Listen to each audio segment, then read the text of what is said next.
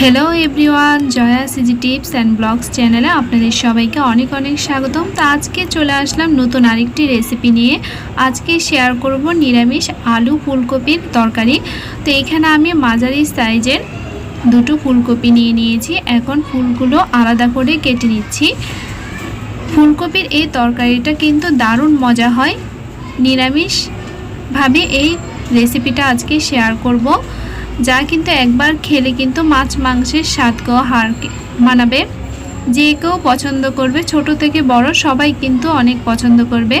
তো এখানে এই যে ডুমো ডুমো করে ফুলকপিগুলো কেটে নিয়েছি, আর ডাটার দিকটা এইভাবে কেটে দিচ্ছি, তাহলে কিন্তু খুব সুন্দরভাবে সিদ্ধ হয়ে যাবে। এইভাবেই কিন্তু সবগুলো ফুলকপি আমি কেটে নিচ্ছি।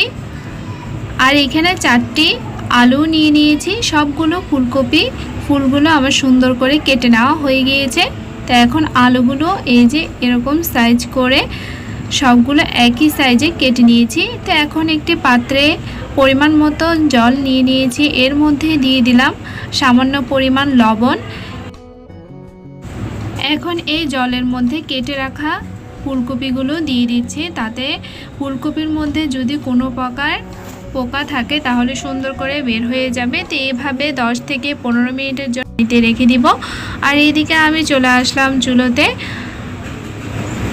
কড়াই বসিয়ে দিয়েছি আর তেল দিয়ে দিয়েছি। এখন কেটে রাখা আলুগুলো ভেজে নিব।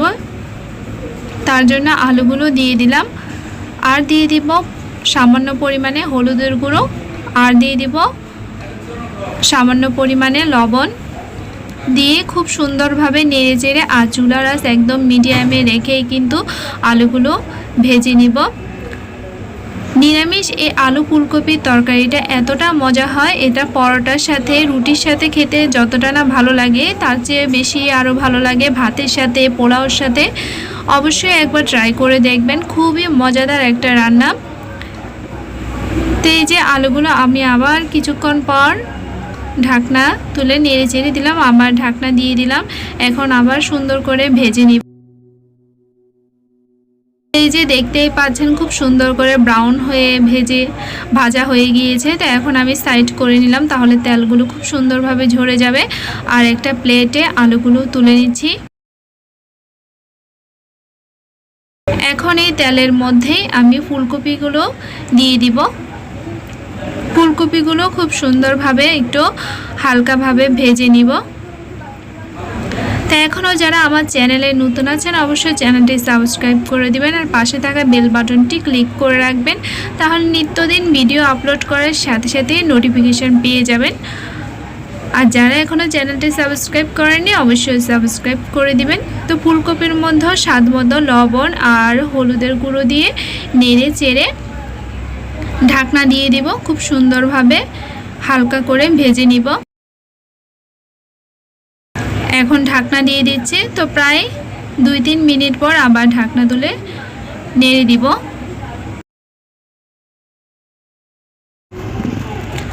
এই যে ফুলকপিগুলো নেড়ে চেড়ে দিচ্ছে আর হালকা করে ভেজে নেওয়া হয়ে গিয়েছে। তো এখন আমি প্লেটে তুলে নিচ্ছি।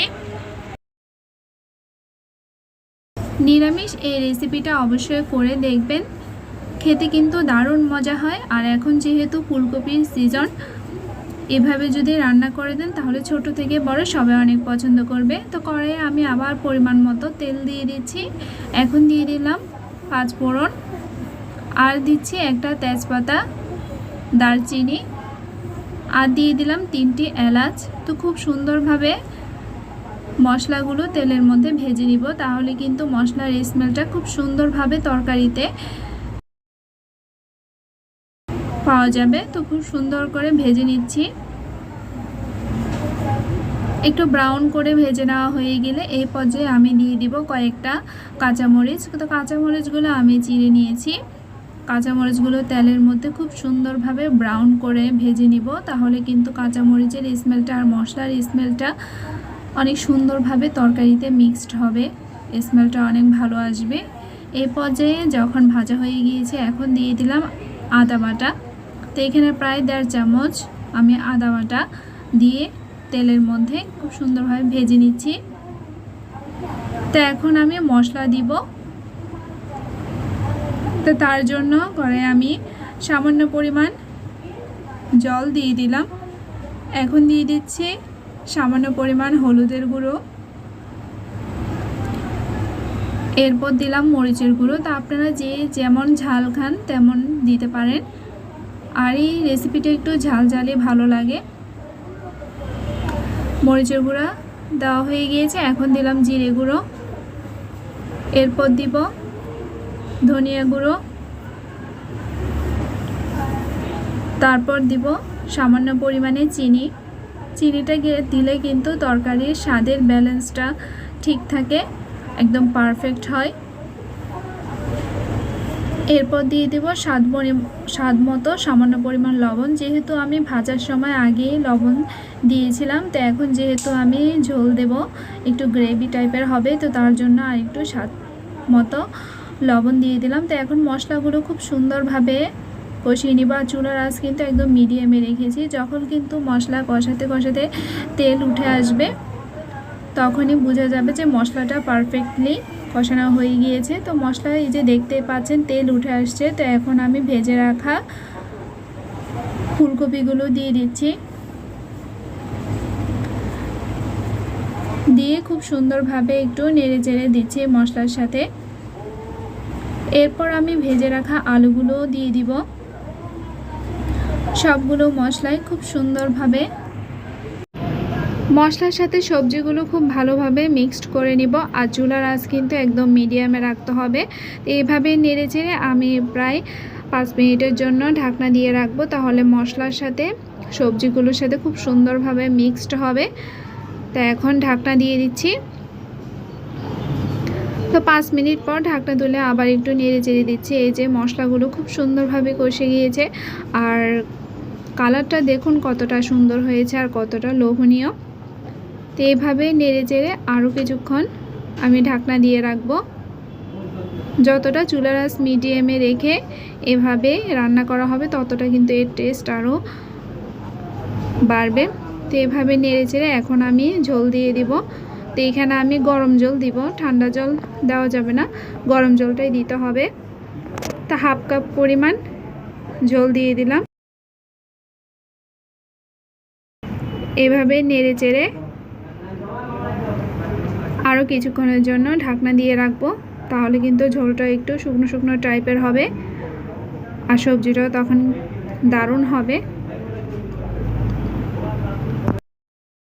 এখন আমি 4 থেকে 5 মিনিটের জন্য আবার ঢাকনা দিয়ে নিচ্ছি।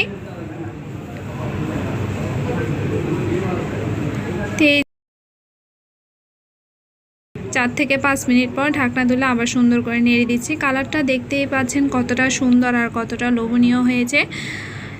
এটা একবার হলো ট্রাই করে দেখবেন। নিরামিষ এভাবে পেঁয়াজ রসুন ছাড়াই এভাবে যদি রান্না করে খেয়ে থাকেন, দেখতে পাবেন কতটা যে মজা হয়। কালারটা দেখুন কতটা লোভনীয় হয়েছে। তো আজকের রেসিপিটা কেমন লেগেছে অবশ্যই কমেন্ট করে জানাবেন। সবাই অনেক ভালো থাকবেন, সুস্থ থাকবেন।